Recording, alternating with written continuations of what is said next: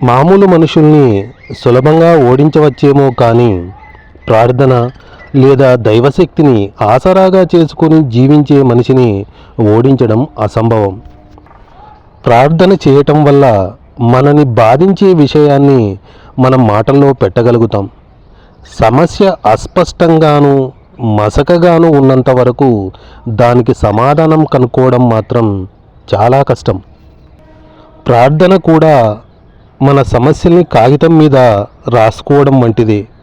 మన సమస్యకి సమాధానం చెప్పమని అడిగేది దేవుణ్ణైనా సరే మనం దాన్ని మాటల్లో పెట్టాల్సిందే.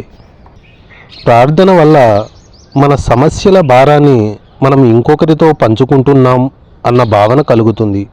మనం ఒంటరిగా లేమన్న భరోసా కలుగుతుంది.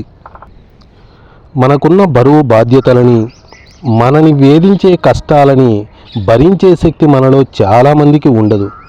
ఒక్కోసారి మనకి వచ్చే కష్టాలు ఎంత వ్యక్తిగతంగా ఉంటాయంటే వాటిని మనం దగ్గరి వారితోనూ స్నేహితులతో కూడా చెప్పుకోలేం.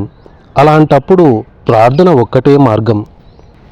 మనం విపరీతమైన ఒత్తిడికి గురైనప్పుడు, మన ఆత్మకి క్షోభ కలిగినప్పుడు మన బాధల్ని ఎవరికైనా చెప్పుకోవటం ద్వారా ఉపశమనం పొందటం మంచిదని ఏ మానసిక వ్యాధి నిపుణుడిని అడిగినా చెప్తాడు. మనం ఇంకెవరికీ చెప్పుకోలేనప్పుడు దేవుడికి చెప్పుకోవచ్చు. ప్రపంచ ప్రఖ్యాతిగాంచిన వైజ్ఞానికుడు డాక్టర్ అలెక్సిస్ కారెల్ అంటాడు, ఒక వ్యక్తి ఉత్పత్తి చేయగల అతి ప్రబలమైన శక్తి ప్రార్థన. మరైతే దాన్నెందుకు మనం వాడుకోకూడదు? దాన్ని భగవంతుడు అనండి, అల్లా అనండి, క్రీస్తు అనండి, లేదా దివ్యశక్తి అనండి. అద్భుతమైన ప్రాకృతిక శక్తులు మనకు చెయ్యి అందిస్తున్నప్పుడు అనవసరమైన వాటి గురించి పోట్లాడటం దేనికి? ఇప్పటికిప్పుడే తలుపు మూసేసి దేవుడి ముందు మనసులో భారాన్ని ఎందుకు దింపుకోకూడదు?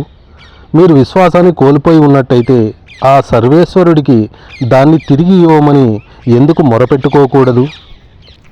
అలాగే 700 ఏళ్ల క్రితం సెయింట్ ఫ్రాన్సిస్ రాసిన ఈ అందమైన ప్రార్థనని మళ్ళీ ఒకసారి వినండి. ప్రభు, నన్ను నీ శాంతికి సాధనంగా చెయ్యి.